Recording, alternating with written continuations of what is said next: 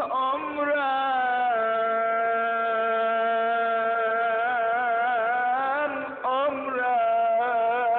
تمام گشت مهدی جان، عمرم تمام گشت به هجران روی تو، ترزم جهان به خاک برم آرزوی تو امان زمان.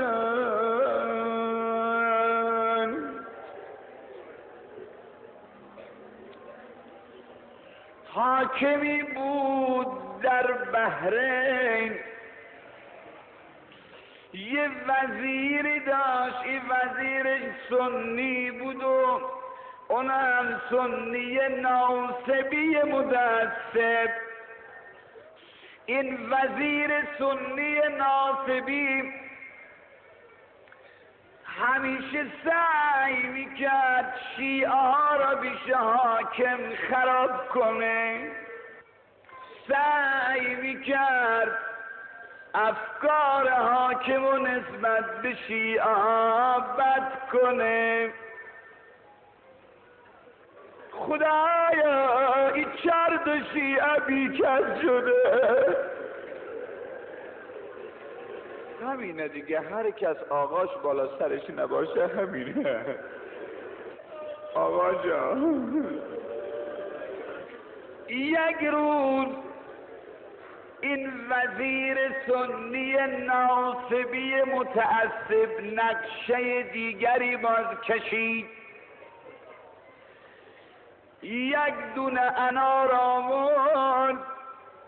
آمد پیش حاکم، گفت آقای حاکم نگاه کن ببین خدا با دست قدرتش روی این پوست انار مطلب حق را نوشته. حاکم نگاه کردید با پوست انار رو انار این عبارات با خط برجسته یادداشت شد: لا اله الا الله محمد رسول الله ابی بکر و عمر و عثمان و علی خلفاء رسول الله. حاکم تا نگاه بی انار کرد بسیار پریشان شد. این چیه رو انار؟ راست میگه. فرزداد دنبال بزرگترهای شیعه های بحرین اومدن، گفت آیان جوابی وزیر منو تا حالا اگه نمیدادید منم پشتیبان شما بودم، اما حالا اگه جوابشو ندید دست از یاری شما که برمیدارم هیچی، همه شما را میکشم. بندگان خدا شیعه ها مضطرب شدن چی کنن؟ گفتن آقای حاکم ما 3 روز جواب برات میاریم. از تو مجلس حاکم اومدن بیرون، مهلت گرفتیم اما با این مهلت ما چه کنیم؟ نشستن دورم دیگه فکر کردن چی کنن. یه وقت یه نفرشون گفت رفقا بیایید از توی همه شیعه 70 نفر آدم با تقواتر و متدین ترمونو جدا کنیم. جدا کردن از میان 70 نفر 10 نفر رو باز انتخاب کردن، از میان 10 نفر 3 نفر رو جدا کردن که بهتر از همه بودن دیگه. گفت آیان ما 3 روز از حاکم مهلت خواستیم، اینام 3 نفرن، هر شبی یه نفر جون بره تو زهرا دست به دامن امام زمان بشه. آقا بابا ما که بیکار نیستیم، ما که بی صاحب و بی سالار نیستیم، صداش بزنن جواب بگیرن بیان. شب اول یه نفر رفت از ناله کرد خبری نشد.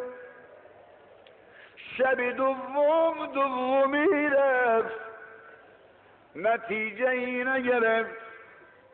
شب سوم محمد ابن عیسی بحرینی رفت. در اون دل شب تو تاریکی شب ای ناله میگرد. آقا رو صدا میزد، میگه یه وقت دیدم تو تاریکی های صدای بلند شد محمد ابن عیسی بحرینی چی میخوای بابا؟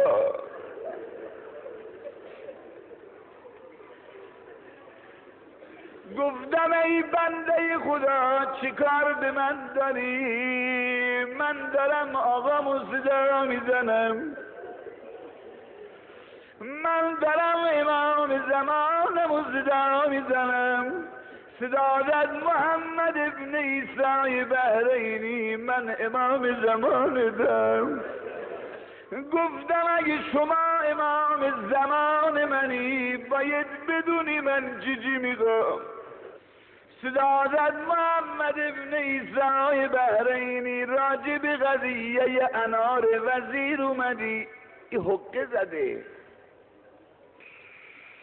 محمد ابن عیسی بحرینی برو طرف شهر، برو پیش حاکم بگو قربان جواب آوردم. اگه گفت چیه بگو جواب رو تو خانه وزیر میگم. اگر وزیر خواست قبل از شما تو خانش بره نگذارین، بگو قربان اگه وزیر زودتر بره من جواب ندارم بدم. وارد خونش میشی شما اول، از پلکونا میری بالا، دست راست اتاق اول، تو اتاق دست چپ تو تاقچه یک کیسه سفیدی گذاشتم. در میان اون کیسه قالب گلیه، از گل یه قالب درست کرده ای خطوط و توش نوشته انار که به درخت بوده و چک بوده ای قالب و بهش بسته یواش یواش انار تو ای قالب بزرگ شدم. ای حروف روش نقش بسته، قالب گلی رو با کرده انار آورده پیش حاکم. محمد ابن عیسی گفت آجان ممنونم جواب منو دادی، اما یه گلت دارم. شما که امشب جواب دادی چرا شب اول جواب منو ندادی؟ چرا 3 شب ما را معطل کردی؟ صدا زد محمد ابن عیسی بحرینی تقصیر خودتونه، چون خودتون از حاکم 3 شب مهلت خواستین برای جواب. به خدا قسم اگه همون آن تو مجلس حاکم منو صدا میزدین میگفتین یا صاحب الزمان، من همونجا جوابتون رو میدادم. محمد ابن عیسی هر جا هستین، هر گرفتاری دارین منو صدا بزنین من جوابتون میدم. محمد ابن عیسی خوشحال و خرم اومد پیش رفقا، گفت رفقا من جواب آوردم. جواب چیه؟ گفت بیان بریم پیش حاکم اومدن. گفت قربان اگه جواب میخوای باید بریم تو خانه وزیر من جواب تو بدم. وزیر دست باچه شد، گفت آقای حاکم اگه بناس اونجا تشریف بیارید اجازه بدید من زودتر برم بگم خانه رو منظم کنم. محمد ابن عیسی گفت قربان اگه وزیر 1 دقیقه زودترم تو خانه بره من جواب ندارم بگم. اومدن تا در خانه، صاف از پلکونا محمد ابن عیسی اومد بالا، مثل یه آدمی که چند سال توی خونه رفته آمد دوست. طرف دست دراز اتاق اول وارد اتاق شد، طرف دست چپ تو تاقچه توی کیسه سفیدی قالب گلو در آورد. گفت قربان ببینید توشی حروف و نقش کرده، انار وقت گوچک بوده این قالب و بهش بستم و توش بزرگ شده و این حروف منقوش. حاکم صدا زد محمد ابن عیسی جواب تو از کجا آوردی؟ گفت قربان مگه ما بی صاحبیم؟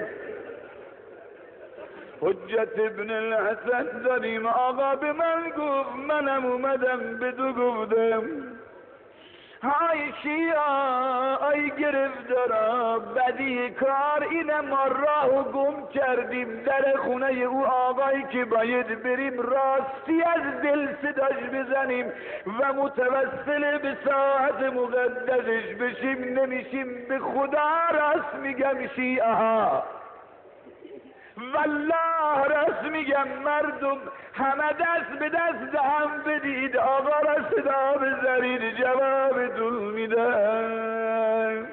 یا ابن الحسن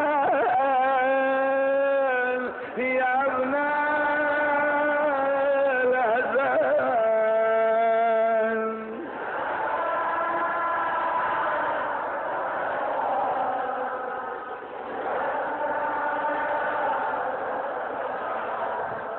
یا ابن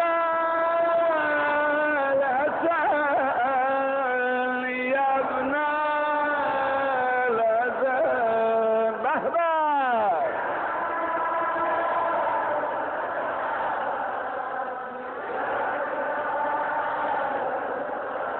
بسوزید و صداش بزنید.